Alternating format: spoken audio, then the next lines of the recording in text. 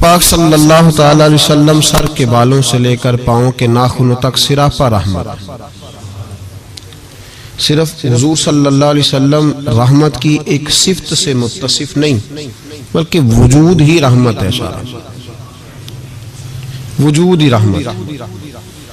حضرت عائشہ صدیقہ رضی اللہ تعالیٰ عنہ نے عرض کی یا رسول اللہ صلی اللہ علیہ وسلم کل آپ ایک شخص کو ڈانٹ رہے تھے. اگرچہ حضور اپنی ذات کے لیے کسی کو ڈانٹتے نہیں، کہ اللہ کی حدوں کو توڑتا تھا تو محبوب ناراضگی کا اظہار فرماتے تھے. یا رسول اللہ صلی اللہ علیہ وسلم آپ ڈانٹ رہے تھے تو حضور نے فرمایا عائشہ فکر نہ کر، میں نے اپنے رب سے دعا مانگ لی ہے کہ یا اللہ اگر میں اپنے امتی کو کبھی ڈانٹ بھی دوں تو اتنا ثواب دینا جتنا تو اسے فرض نماز کا ثواب دیتا ہے.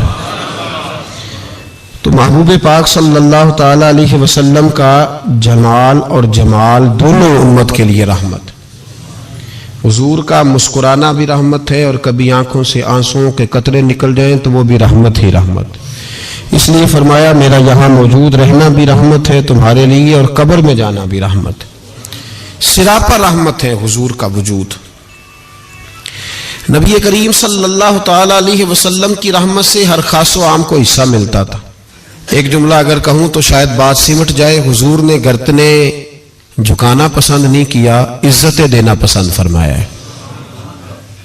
ہم بڑے راضی ہوتے ہیں سڑک پہ چلتے چلتے کسی آدمی کی موٹر سائیکل کسی آدمی کی گاڑی کے ساتھ اگر ٹکرا گئی تو اگر تو وہ جھگڑا کرنے لگا تو پھر تو وہ طاقتور ہے،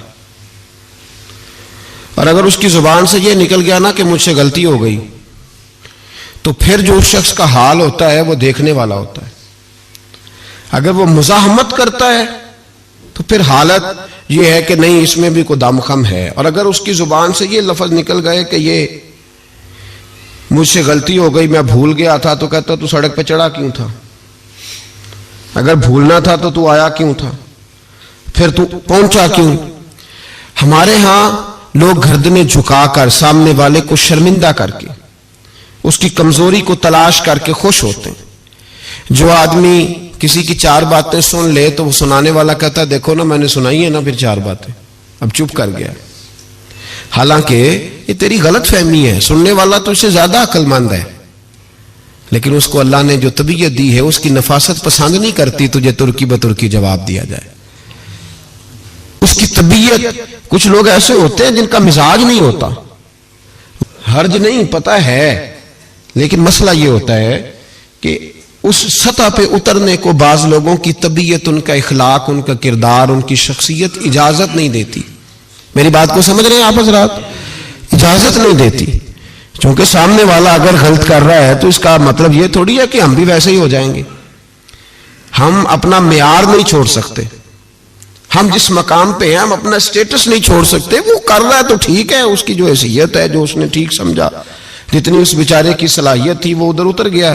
امام احمد بن حنبل رحمۃ اللہ تعالی علیہ ندی کے کنارے بیٹھ کے وضو کر رہے تھے. ایک بچھو آیا تو ساتھ ساتھ چلنے لگا تو بچھو پانی میں گر گیا. امام احمد بن حنبل نے اسے اٹھایا، باہر نکالا، اور جب ہتھیلی پہ رکھا تو اس نے ڈنگ مارا. اب وہ بھیگا ہوا تھا، جب اس کو کنارے پہ رکھا وہ تھوڑا سا پھر چلا تو پھر پانی میں گر گیا. امام صاحب نے پھر اس کو باہر نکالا تو اس نے پھر ڈنگ مارا. اب بھیگا تھا، پھر چلنے لگا تو پھر گرا. 7 دفعہ وہ گرا، اور 7ویں دفعہ جب امام احمد بن حنبل نے نکالا تو خادم جو ساتھ تھا وہ پریشان ہو گیا، کہنے لگے حضور چھوڑ دیں، آپ نکالتے ہیں وہ ڈنگ مارتا ہے، چھوڑے ڈوبنے دیں.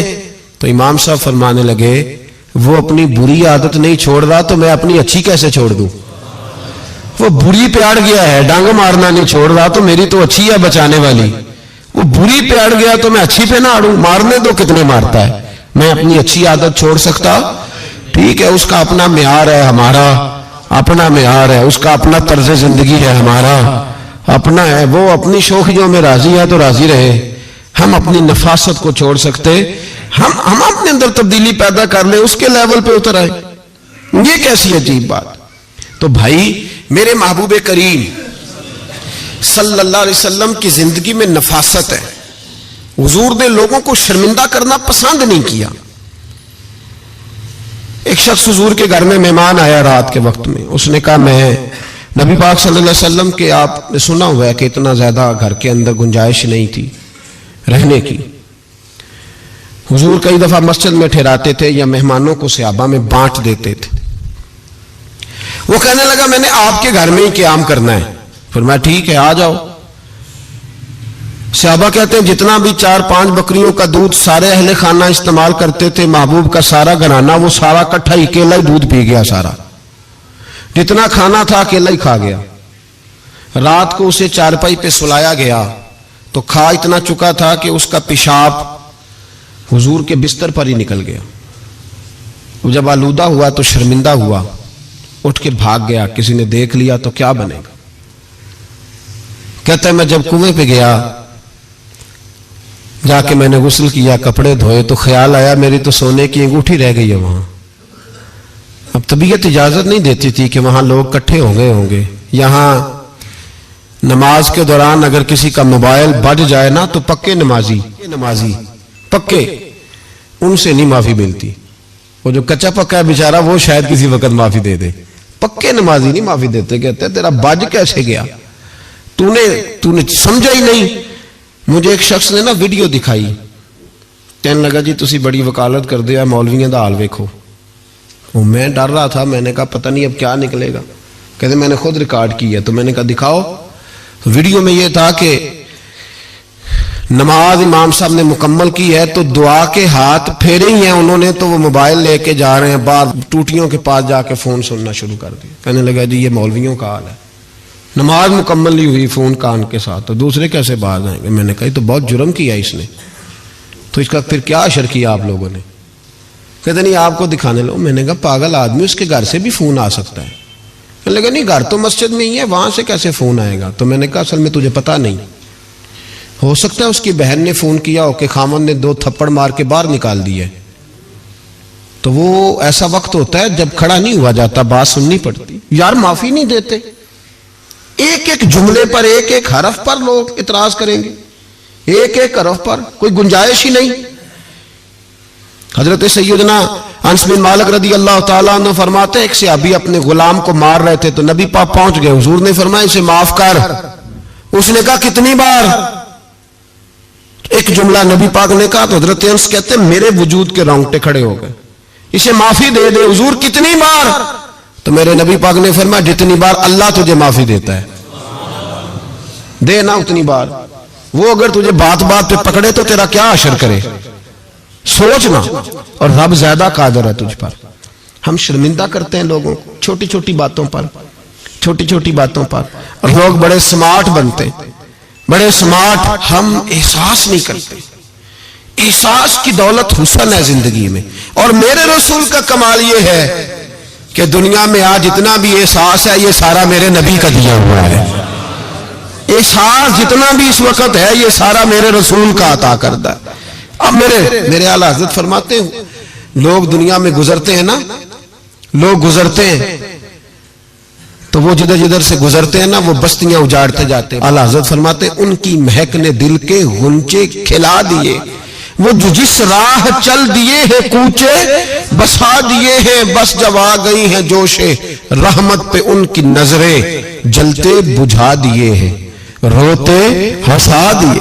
یہ کمال تھا میرے رسول پاک صلی اللہ علیہ. وہ شخص کہتا ہے میں انگوٹھی سونے کی رہ گئی تو دل میں خیال یہ تھا کہ واپس جاؤں گا تو وہاں تو حالات ہی بڑے گڑبڑ ہوں گے، لوگ اکٹھے ہوں گے، شرمندگی ہوگی، میں پیشاب کر رہا ہوں بستر پہ، حال بڑا سخت ہوگا، اتنے لوگوں کا سامنا کیسے کروں گا. لیکن مجبوری تھی، انگوٹھی سونے کی تھی، بڑی قیمتی تھی. کہتے ہیں اس انگوٹھی کی مجبوری نے مجھے شرمندگی کا سامنا کرنے پہ مجبور کیا. اور جب میں آ کے حضور کے کمرے کے باہر کھڑا ہوا تو وہاں تو کوئی بھی نہیں تھا. اللہ کے رسول نے بالٹی میں پانی رکھا ہوا تھا، میرے پیشاب پر پانی بہا رہے تھے. خود رسول پاک فرماتے ہیں حضور پانی بہا رہے تھے اور جب میری طرف دیکھا تو محبوب نے مسکرا کے فرمایا غسل کر لیا آپ نے؟ آپ کو تکلیف ہوئی، جب انسان کا معدہ کمزور ہو تو ایسی چیزیں ہو جاتی ہیں. فکر نہ کریں، بیٹھے میں ناشتہ لاتا ہوں. کہتے ہیں حضور کے جملے تھے کہ طوفان تھا، وہ حضور کی گفتگو تھی کہ میرے اندر کی ہر چیز بجھاتی جا رہی تھی. تیری پہلی نظر کا وار توبہ دل اب تک دعائیں دے رہا ہے. فرماتے ہیں وہ جملے تھے کہ سختہ کر گئے, تزکیہ کر گئے, تصفیہ باطن کر گئے. محبوب یہ کہہ کہ گزرنے لگے تو میں نے بازو تھام لیا.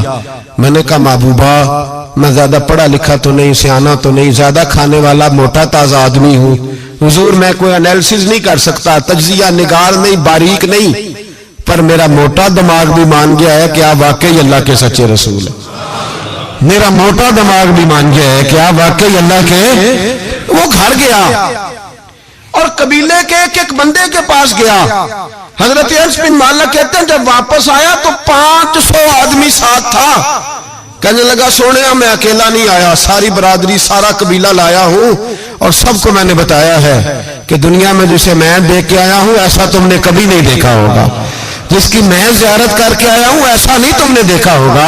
تو محبوبہ ہم سارے آئے ہیں پڑھائے کلمہ, ہم بھی آپ کے غلام بننا چاہتے ہیں. ہم شرمندہ کر کے بڑے راضی ہوتے ہیں, بڑے راضی. لوگ معافی مانگ رہے ہیں, منتیں کر رہے ہیں, جناب غلطی ہو گیا. تو ہوئی کیوں؟ میں تو ایسا ہوں, میں نے تو کبھی نہیں کی, میری مثال دیکھ لو. میں تو لوگ فوراً دلائل دیں گے. او بھائی کسی کو شرمندہ کر کے تجھے کیا ملے گا؟ کسی شخص کو تھوڑی دیر کے لیے جھکا کے تیرے نفس کی کون سی تسکین ہے جو حاصل ہوتی, تیرے وجود کے اندر کون سی. اور ناراض نہ ہونا, یہ ہر طبقے کا معاملہ ہے. جتنا کوئی اس کے نیچے ایک آدمی ہے یا 2 آدمی ہے, وہ روب ڈال کے خوش ہوتا ہے, وہ اس کو پریشان کر کے نیچا دکھا کے راضی ہوتا ہے. میرے رسول دنیا میں لوگوں کو نیچا دکھانے نہیں آئے, عزت عطا کرنے آئے. حضور بلندیاں دینے آئے, نبی پاک نے وقار دیا. میں کبھی کبھی پریشان ہو جاتا ہوں جب لوگ آ کے کہتے ہیں نا بچی کی شادی ہے, تعاون کریں کرائیں. تو ایک سوال ذہن میں آتا ہے کہ کس پہلو سے تعاون کریں؟ بچی کی شادی پہ کھانا پکانا فرض ہے؟ بولیں تو صحیح. سنا کبھی جہیز دینا؟ کس چیز کا تعاون کریں بتائیں؟ کرنا چاہیے. میں اپنی بساط بھر دوستوں کی توجہ دلاتا ہوں کہ یار یہ ضروری ہے, اس کے ساتھ تعاون کریں. لیکن سوال میرا یہ ہے کہ اس میں فرض کون سی شے ہے؟ وری دینا فرض ہے, زیور ڈالنا کس بات کی, تعاون کس بات کا کرائیں؟ اگر کوئی ہم سے اس کا شرعی تقاضا پوچھے تو کیا جواب دیں اس کو؟ میرے پاس کوئی استفتاء لے کے آتا ہے تو میں کیا جواب دوں گا؟ اس میں کون سی شے ضروری ہے؟ پھر اگر آپ ناراض نہ ہو تو فکرہ کہہ جاؤں, دل کرتا ہے بچی والوں سے تعاون نہ کرے, بیٹے والے جو غریب مسکین جہیز کے پیچھے بھاگ رہے ہیں ان سے ہی تعاون کیا جائے. اعلان کیا جائے جس جس کے بیٹے ہیں سارے آؤ ان سے تعاون کریں تاکہ وہ بیٹی والوں کو تنگ نہ کریں. پھر میرا تو ترجمہ یہی ہے. اس طرح نہ کریں کہ تنظیمیں قائم کریں اور بیٹوں والوں کو کہیں پیسے تنظیم سے لے لو, بچی والوں سے نہ لینا. یہ بہتر نہیں زیادہ؟ تجارتیں کرتے پھرتے ہو, بیٹا اللہ نے دے دیا ہے تو عرش پہ بیٹھ گئے ہو, رب تبارک و تعالیٰ نے تھوڑا نواز دیا ہے تو تیرا دماغ ہی کہیں اور چلا گیا ہے. اس کا باپ بیٹی کا وہ منتیں کرتا پھرتا ہے 2000 4000 5000 10000. اور میں اکثر کہتا ہوں شادی والے دن اتنی کمزور پتلی حالت دنیا میں کسی کی نہیں ہوتی جتنی بچی کے ماں باپ کی ہوتی. کہتے کہ پلیٹ کھانا کم پڑ گیا تو تباہی آ جائے. تو ان غریبوں سے پہلے تعاون نہ کریں جن کے بیٹے ہیں, ان مسکینوں کو نہ دیں, ان کے لیے زکوٰۃ کے حکم کا فتویٰ نہ دے دیں کہ ان کو لگتی ہے. شادیاں کر رہے ہو, تجارتیں کر رہے ہو, یہ کس قسم کا ماحول بنا لیا ہے؟ میرے رسول کریم صلی اللہ تعالی علیہ وسلم نے تو فرمایا بیٹیاں بخشش کا ذریعہ ہوتی ہیں, بیٹیاں رحمت کا سبب ہوتی ہیں, اور تم نے بیٹیوں والوں کے لیے بیٹی کو عذاب بنا دیا ہے معاذ اللہ. کس چیز کا تعاون؟ ہم شرمندہ کرتے, شرمندہ. آج بھی داماد بڑی تکلیف پہنچاتا ہے, آج بھی ڈرتے ہیں اس کے گھر والے کہیں کوئی ایسی بات نہ ہو جائے. ہم لوگوں کو شرمندہ کر کے نیچا دکھا کے مجھ سے پوچھا نہیں تو نہیں پوچھا, انہوں نے ان کی مرضی تھی, مجھ سے پوچھا نہیں لہذا اب یہ شادی نہیں ہو سکتی, میں نہیں آؤں گا تو منگنی نہیں ہو سکتی. صرف یہ کہ تو منوانا چاہتا ہے. ہمارے شادیوں کے موقع پہ لوگ پیچھے پیچھے بھاگتے ہیں, پھپھی ناراض ہو گئی, ماموں ناراض ہو, صرف لوگوں کو شرمندہ کر کے پیچھے بھگا کے نفس کی تسکین ہوتی ہے. یہ تیرا میرا طریقہ ہے پر یہ میرے رسول کا طریقہ نہیں. یہ میرے نبی پاک کا طریقہ، یہ سید عالم کا طریقہ سنو۔ حضرت جابر بن عبداللہ رضی اللہ تعالیٰ عنہ فرماتے ہیں میری بہنیں تھیں، میرے ابا جی انتقال کر گئے تھے احد کی جنگ میں، فرماتے میں غریب تھا، میرے رسول پاک اس طرح بہانوں سے میری مدد کرتے تھے کہ مدد بھی ہو جاتی تھی اور مجھے عزت بھی مل جاتی تھی، بہانوں سے سٹائل اس طرح کا تھا، تیری صورت تیری سیرت زمانے سے نرالی ہے، تیری ہر ایک ادا پیارے ادائے بے مثالی ہے۔ فرماتے جنگ کا موقع تھا، میں حضور کے ساتھ چل رہا تھا، میرا اونٹ کمزور تھا، ضعیف تھا، لاغر تھا، سواری کمزور تھی، میں پیچھے رہ گیا۔ ہزاروں لوگ جہاد سے واپس آ رہے تھے، نبی پاک صلی اللہ علیہ وسلم سب سے آگے قیادت کر رہے تھے۔ فرماتے حضور نے 2-3 دفعہ پلٹ کے پیچھے دیکھا، جب میں نظر نہ آیا، اور بھائی پیچھے رہنے والوں کو کون دیکھتا ہے؟ پیچھے رہنے والوں کو بھی کبھی کسی نے دیکھا ہے؟ کہتے ہیں جب میں نظر نہ آیا تو حضور اپنا گھوڑا دوڑاتے ہوئے پیچھے تشریف لے آئے، صلی اللہ سارے پڑھیے درود پاک صلی اللہ علیہ۔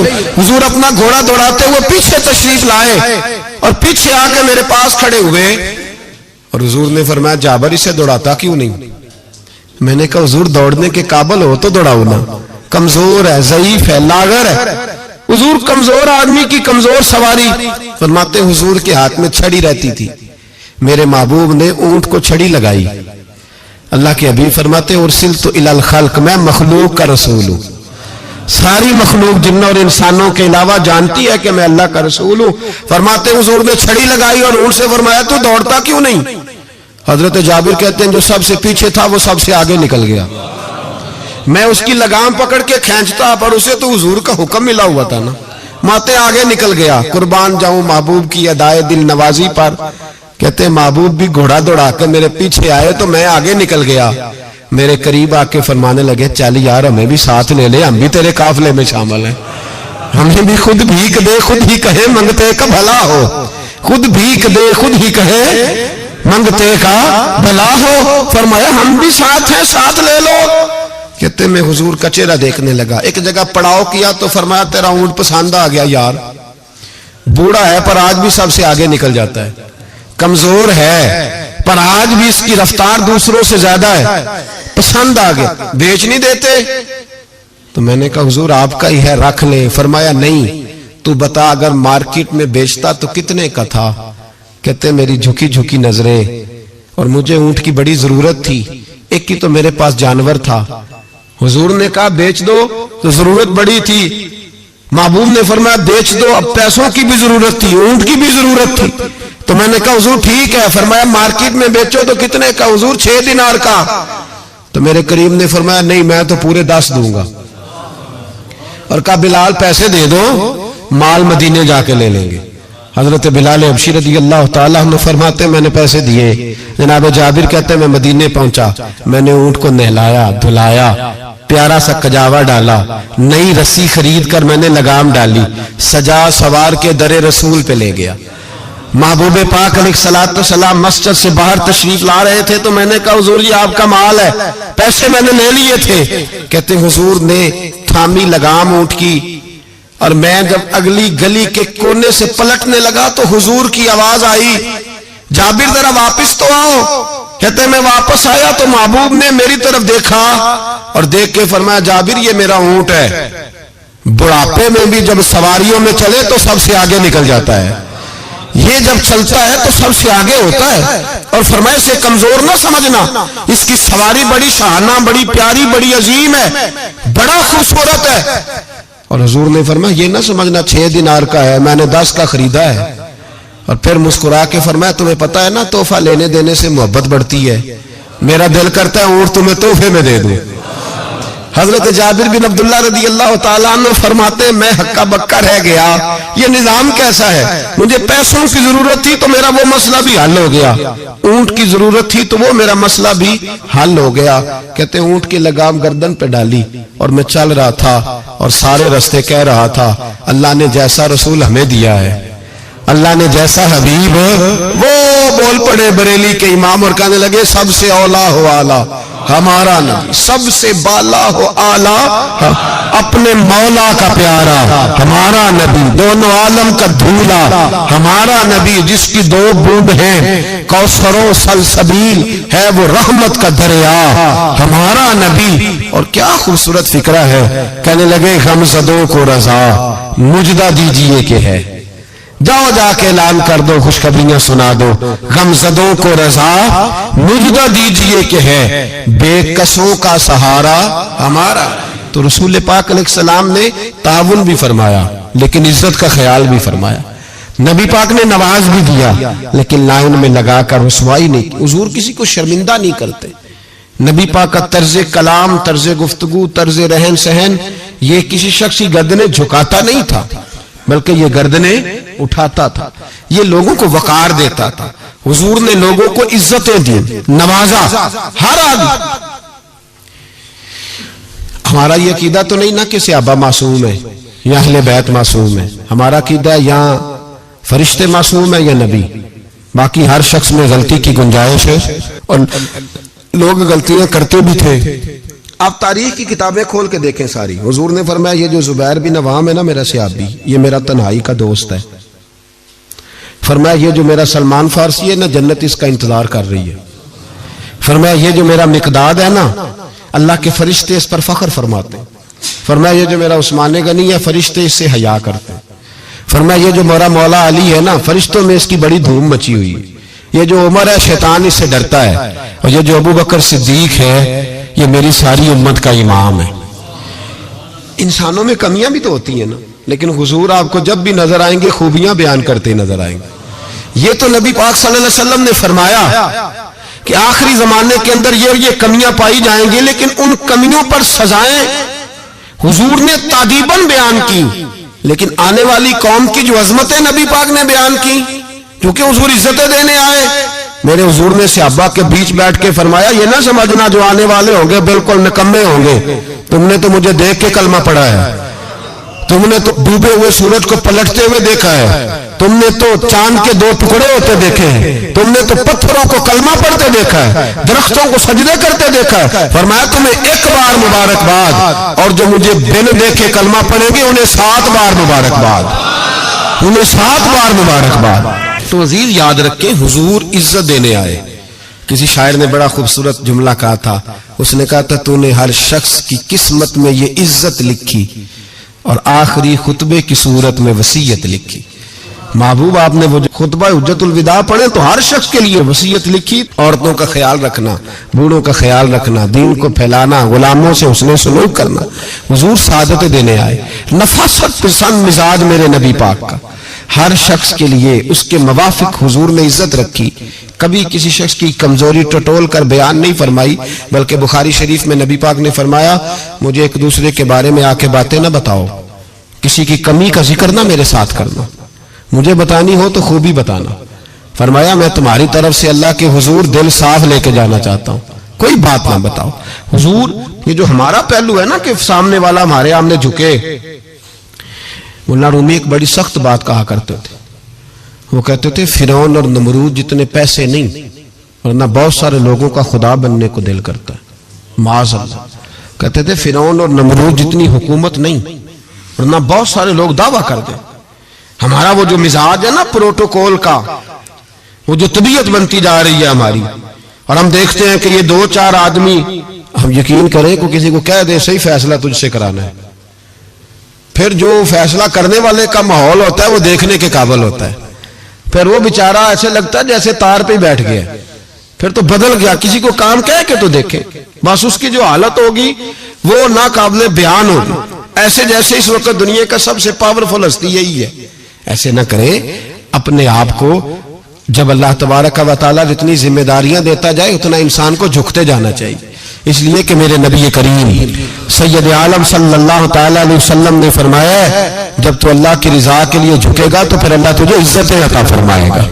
پھر اللہ تجھے بلندی اور وقار دے. تو نبی کریم صلی اللہ علیہ وسلم نے شرمندگی نہیں کسی شخص کی بلکہ حضور نے پیار کیا وارفتگی عطا فرمائی. لوگوں کا خیال رکھا.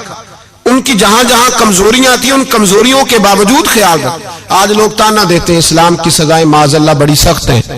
ہاتھ کاٹ دو چور کے، گردن کاٹ دو قاتل کی، سخت سزائیں. ہم کہتے ہیں اسلام کی اگر سزا سخت ہے تو اسلام جو تفتیش کرتا ہے وہ بھی بڑی سخت ہے. اسلام جتنا پس منظر کو دیکھتا ہے اتنا بھی کوئی قانون نہیں دیکھتا. اسلام جتنا بات کی گہرائی میں اترتا ہے اتنا بھی دوسرا کوئی اتر سکتا نہیں. اسلام کی سزائیں سخت ہیں، پر وہ سزائیں جب نافذ ہوتی ہیں تو معاشرے میں امن بھی قائم ہوتا ہے. لیکن اس کے جو پس منظر ہے وہ بڑا انوکھا ہے.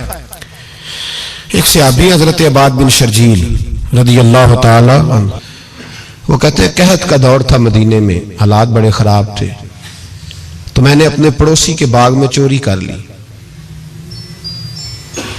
کچھ کھجورے اور انگور میں نے کھا لیے، کچھ میں نے اپنی چادر میں چھپا لیے.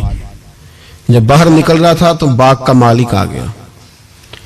اس نے مجھے پکڑ کے گھسیٹا بھی، میرا کپڑا بھی چھینا، سخت سست بھی کہا.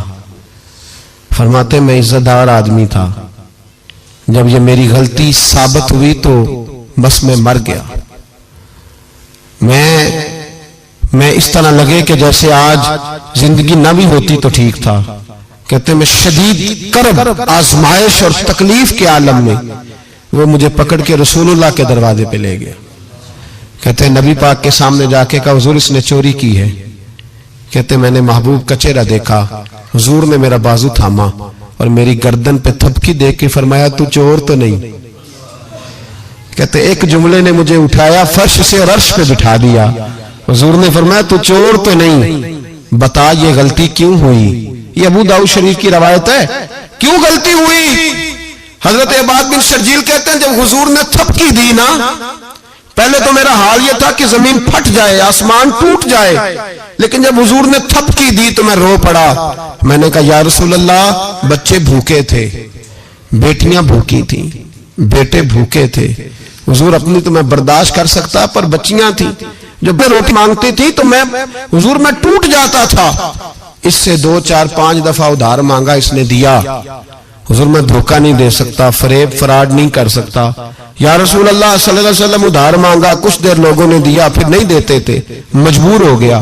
یہاں چور کے ہاتھ نہیں کٹے، بلکہ یہاں کیا کمال فرمایا میرے رسول نے، یہاں کیا رنگ ارشاد فرمایا. حضور نے اس کو فرمایا جو پکڑ کے لایا تھا، فرمایا تجھے پتا تھا یہ بھوکا ہے؟ حضور پتا تھا. تو فرمایا تو نے روٹی کیوں نہیں کھلائی؟ تجھے پتا تھا یہ ننگا ہے؟ حضور پتا تھا. تو کپڑا کیوں نہیں دیا؟ اب حضور سزا دینے لگے تو فرمایا چل اب سزا یہ ہے کہ 2 اونٹ مال کے بھر کے اسے دے، اور دیکھنا آئندہ بھی اس کا ضرور خیال رکھتے رہنا. جہاں مجرم کو ملتی ہیں جزائیں بھی عطائیں بھی، مدینے میں جو لگتی ہے عدالت ہو تو ایسی ہو، مدینے میں جو لگتی ہے عدالت ہو تو ایسی. اور اعلیٰ حضرت فرماتے چور حاکم سے چھپا کرتے ہیں یا اس کے سوا، تیرے دامن میں چھپے چور انوکھا تیرا. میرے رسول پاک علیہ الصلوۃ والسلام نے لوگوں کو شرمندہ نہیں کیا، بلکہ نبی پاک صلی اللہ علیہ وسلم آگے بڑھا کرتے تعاون فرماتے، دیکھتے تھے کہاں میری کس کو ضرورت ہے. اور حضور سید عالم صلی اللہ علیہ وسلم کے پاس جا کے کوئی شخص یہ نہیں محسوس کرتا تھا کہ پتہ نہیں یہ کیا کریں گے، پتہ نہیں ان کا لب و لہجہ کیا ہوگا، یہ کس طرح سے بات کریں گے، کیسے چیز آگے بڑھے گی. بھائیو اپنے کردار میں وہ رانائی پیدا کریں، وہ خوشبو پیدا کریں، وہ مٹھاس پیدا کریں کہ لوگ آپ کے قریب آنا پسند کریں، لوگ آپ کو اپنی بات سنانا پسند کریں. بنو عراش قبیلے کا ایک شخص آیا نبی کریم کی بارگاہ میں. کس طرح آیا ذرا پس منظر سنیے گا. وہ کہتا ہے میں چھوٹا سا بزنس مین تھا تو میں نا تھوڑا تھوڑا کام کرتا تھا. میں مکے کے دائیں بائیں جو گاؤں تھے، بنو عراش ایک قبیلہ تھا، تو اس گاؤں سے میں 2 4 جانور خریدتا، مکے لا کے میں 1 2 دینار نفع لے کے بیچ دیتا. بیوپاری کہتے ہیں ہم اپنی زبان میں. تو کہتے میرا یہ کاروبار تھا. ایک دفعہ میں 2 اونٹ لے کے مکے آیا تو مکے میں میں نے شور سنا کہ یہاں ایک جادوگر ہے، معاذ اللہ ساحر ہے، کاہن ہے، اس کے قریب کوئی نہ جائے. کہتے ہیں یہ شور میں نے سنا. میں نے کہا چلو نہیں جاتے. کہتے ہیں وہ 2 اونٹ میں نے بیچے تو میری کم نصیبی دیکھو کہ بیچ میں نے ابو جال کے ہاتھ دیے. اونٹ خرید لیے تو مجھے کہنے لگا کل پیسے لے لینا. میں نے کہا گھر کہاں ہے؟ کہنے لگا فلاں گلی میں، فلاں محلے میں، فلاں جگہ میرا گھر ہے. کہتے ہیں میں مجبور تھا، چھوٹا سا کاروباری تھا، میں بڑا بزنس مین نہیں تھا. اگلے دن میں اس کے گھر گیا. میں نے کہا پیسے؟ تو کہنے لگا کل آنا. کہتے ہیں میں نے کہا کہ یہ بڑا آدمی ہے, کہیں بگڑ گیا تو میں پیسے کیسے لوں گا. میں چپ کر کے آ گیا. 2 راتیں مجھے چوک میں سوتے ہوئے ہو گئی. نہ تو میرا کوئی رشتہ دار تھا, نہ کوئی زمانہ تھا ہوٹلوں کا, مجبوری تھی. تیسرے دن میں پھر گیا تو میں نے کہا پیسے. کہنے لگا کل آنا. تو میں نے کہا یار میرا یہاں کوئی بھی نہیں, میں سڑک پہ سوتا ہوں, مہربانی کر میرے پیسے دے. اور میں اتنا بڑا آدمی بھی نہیں, ہو سکتا ہے میرے پاس کرایہ بھی نہ ہو, میرے پیسے دے میں جاؤں. کہتے ذرا دبا کے بات کی تو کہنے لگا چل دوڑ جا, جہاں سے ملتے ہیں لے لے. یہ تاجر جب ڈوبتے ہیں تو یہ خودکشیاں کرتے ہیں, اس لیے کہ جس آدمی کی اصل زر ڈوب جائے وہ کدھر جائے گا بیچارہ. کہتے ہیں میں وہاں سے پلٹا اور پلٹ کر میں نے لوگوں سے پوچھا کہ مکے کے سردار چودھری امیر لوگ کہاں بیٹھتے ہیں. تو انہوں نے کہا کہ کعبے کے ساتھ چھوٹی چھوٹی ٹولیاں بنی ہوئی ہیں, یہ سارے چودھری بیٹھے. کہتے میں جا کے ایک ٹولی کے بیچ کھڑا ہوا, اس میں ابو لہب, ابو سفیان, عتبہ, عتیبہ, شیبہ سارے بیٹھے تھے, بڑے بڑے سردار. میں نے ان سے کہا کہ بھائی چودھریو میری تھوڑی مدد کراؤ, ایک آدمی کو پیسے دیے ہیں, مال دیا ہے, وہ پیسے نہیں دے رہا, میں مجبور ہوں, پردیسی ہوں, غریب ہوں, میری مدد ہو جائے. تو کہتے ہیں وہ عتبہ بول کے کہنے لگا کون ہے جو تیرے پیسے دبا گئے, اتنی ضرورت کسی کی, ہمارے ہوتے ہوئے نام لے. تو کہتے ہیں میں نے کہا کہ ابو جال نام ہے اس کا. کہتے ہیں گردنیں جھوک گئیں, کہنے لگے تو بڑے گنڈے کے پاس پھنس گئے, وہ تو سردار ہے سارے گنڈوں کا, وہ تو نہیں ملتے پیسے, مشکل ہے. کہتے ہیں میں کانپنے لگا کہ میرے پیروں تو زمین نکل گئی, یار پیسے نہیں ملیں گے تو میں تو گھر نہیں جا پاتا, کرایہ بھی نہیں. کہتے ہیں عتیبہ نے مذاق کیا, سامنے خانہ کعبہ کے ساتھ ٹیک لگا کے رسول پاک تشریف فرماتے, معاذ اللہ ثم معاذ اللہ, نقل کفر نہ باشد. اس نے مذاق کیا, کہنے لگا وہ جو بندہ بیٹھا ہے نا وہ تیرا مسئلہ حل کر سکتا ہے. کہتے اس نے مذاق کیا, باقی تالی لگا کے ہنسنے لگے. مجھے سمجھ نہ آئی, بھیجتے بھی ہیں, مذاق بھی اڑاتے, پر ڈوبتے کو تنکے کا سہارا. میں چلا گیا, اللہ کے رسول وظیفہ پڑھ رہے تھے تو میں ڈرتے ڈرتے کہ میرا کہیں یہ سہارا بھی نہ چلا جائے, میں ڈرتے ڈرتے پیچھے بیٹھ گیا کہ حضور فارغ ہوتے ہیں. تو غریب آدمی ڈرتا ہے نا چودھری صاحب بگڑ نہ جائیں, تو اسی پس منظر میں ڈر رہا ہوں کہ کہیں کوئی بات نہ ہو جائے. فارغ ہوتے ہیں تو بات کرتا ہوں, لیکن قربان جاؤں ابھی میں بیٹھا ہی تھا, میرے نبی نے رخ میری طرف پھیر لیا. کہتے میں پردیسی تھا, میرا کوئی اپنا نہیں تھا. 2 جملے نبی پاک نے کہے اور مجھے یوں لگا کہ بچھڑی ہوئی ماں مجھے مل گئی ہے. 2 جملے نبی پاک نے, پہلا جملہ فرمایا بھائی پردیسی لگتے ہو, اور دوسرا جملہ کہا پریشان لگتے ہو. کہتے ہیں میرے آنسو یوں نکلے جیسے نہریں بہتی ہیں. میں نے کہا محبوبہ میں تجھے جانتا تو نہیں, پر پردیس میں لٹ گیا ہوں. انشاءاللہ پردیسی کوئی بھی نہ تھی وے, کخ جنا تو پارے. حضور ایک آدمی نے پیسے دبا لیے. کہتے جب میں رویا تو نبی پاک نے نہ نام پوچھا اس بندے کا, نہ کام پوچھا, میری گردن پہ تھپکی دی, فرمایا فکر نہ کر, جیسے تو کہے گا ویسے ہی ہو جائے گا. کام بھی نہیں پوچھا, نام بھی نہیں پوچھا. حضور نے بازو تھاما, گھر لائے, اور حضور نے ٹوٹی ہوئی چٹائی پہ بٹھایا, اور اللہ کا لاڈلا نبی اپنے مقدس ہاتھوں میں میرے لیے کھجوریں لایا, اور حضور میرے لیے دودھ لائے. کریم نے مجھے کھجوریں کھلائیں, دودھ پلایا, اور فرمایا جب تسلی ہو گئی, میں کئی دنوں کا بھوکا تھا, جی بھر کے میں نے کھایا. اب حضور نے فرمایا بات کیا ہے؟ حضور اس طرح میں نے پیسے دیے, مال دیا, اونٹ دیے, پیسے نہیں دیتا. بندہ کون ہے؟ ابو جہل. کہتے حضور نے فرمایا فکر نہ کر, مل جائیں گے. تو فکر نہ کر, غم زدوں کو رضا مجدہ دیجئے کہ ہے, بے کسوں کا سہارا ہمارا نبی. ملیں گے, ملنے کیوں نہیں؟ فرماتے حضور نے فرمایا چل میں تیرے ساتھ چلتا ہوں. اور بھائی کو فون بھی کر دے تو مہربانی, کو روکا بھی لکھ دے تو مہربانی. ساتھ کون چلتا ہے؟ وہ بنو آراش کے صحابی کہتے ہیں میرے نصیب دیکھو, 2 جہاں کی رحمتیں, اللہ کا پیارا رسول میرے ساتھ چل رہا ہے, حضور میرے ساتھ ساتھ. کہتے ہیں اس کے دروازے پہ پہنچے تو میں سارے رستے سوچتا تھا کہ لوگ تو کام کراتے ہیں تو بڑھ کے مارتے ہیں, ایسی کی تیسی کرا دیں گے, ہو نہیں سکتا وہ پیسے. کہتے ہیں حضور نے تو کوئی بات ہی نہیں کی, میں ہی کرتا رہا, حضور تو چپ ہے, نظریں جھکی ہوئی ہیں. میں کہتا تھا وہ بڑا بدماش ہے, حضور کیسے بات کریں گے اس کے ساتھ. لیکن جب اس کے دروازے پہ پہنچے, دستک دی, باہر نکلا, تو کہتے ہیں مصطفیٰ کی جھکی ہوئی نظروں کو میں نے اٹھتے ہوئے دیکھا. ہو ہلکا یارا تو بریشم کی طرح نرم, رزم حق کو باطل ہو تو فولاد ہے مومن. کہتے ہیں اٹھتی ہوئی دیکھی نظریں, اور میرے حبیب پاک نے نظر اٹھائی اور ایک جملہ، اور اس جملے کے اندر طاقت خدائی. حضور نے فرمایا تیرا کیا خیال ہے؟ پیسے دبانے والے اور لوگوں کو ستانے والے بڑے ہوتے ہیں، تو سردار بنتا ہے؟ غریبوں کا خون چوس کے سردار بنے گا؟ ان بیچاروں پہ ظلم کر کے لا اس کے پیسے لا. کہتے ہیں اس کی ٹانگیں کانپنے لگی، کہنے لگا جی میں ابھی لایا. ادھر سے عتبہ نے بندہ بھیجا، کہنے لگا پتہ تو کرو، پیچھے جاؤ تو صحیح بنتا کیا ہے. وہ جاسوس بھی کھڑا ہے چوک، ابھی لایا جی میں. فٹافٹ پیسے لایا. بنو عراش کے قبیلے کے وہ صحابی کہتے ہیں نبی پاک علیہ الصلوۃ والسلام نے پیسے مجھے دیے اور فرمایا ابو جال تیری آئندہ شکایت نہ آئے. کہنے لگا جی نہیں آئے گی. کہتے ہیں حضور نے مجھے پیسے دیے، قربان جاؤں محبوبہ تیری شان پہ، میرے کام آئے ہیں، میرے ساتھ آئے ہیں، مجھ پہ مہربانی کی ہے، اور مجھے سے فرما رہے ہیں تو اگر اجازت دے تو میں جاؤں. تو اگر خود بھیک دے، خود ہی کہے منگتے کا بھلا ہو، تو کہے تو جاؤں. کہتے ہیں میں رو پڑا. میں نے کہا محبوبہ نام کیا ہے؟ اس شانوں والے باپ کا نام بتا دے جس کے ہاں آپ جیسا نور نظر پیدا ہوا. اس شانوں والی ماں کا نام بتائیں جس نے آپ جیسا لال جنا. قبیلہ بتائیں. تو میرے حبیب نے فرمایا چھوڑ تیرا کام ہو گیا نا، نام چھوڑ تو. کہتے حضور گزر گئے تو وہ جاسوس پیچھے تھا، وہ مجھے کہنے لگا، میرے قریب آیا تو کہنے لگا ان کے پاس نہ جانا، یہ جادوگر معاذ اللہ نہ جانا، ساحر ہیں. کہتے میں نے اس کو جھٹکا اور میں نے جھٹک کے کہا اگر دنیا میں یہ سچے نہیں تو کوئی سچا نہیں، اگر دنیا میں یہ شان والے نہیں تو کوئی شان والا نہیں. تو میں دوڑ کے قدموں میں لگا. میں نے کہا حبیبہ دنیا میں نے بھی بڑی دیکھی ہے پر تیرے جیسا کوئی نہیں دیکھا، مہربانی کرے پڑھائے کلمہ، میں بھی آپ کا غلام بننا چاہتا ہوں. عزیزو حضور نے محبت بانٹی ہے، شرمندگیاں نہیں دی، عزت دی ہے، وقار دیا ہے. آخر دعوانا الحمد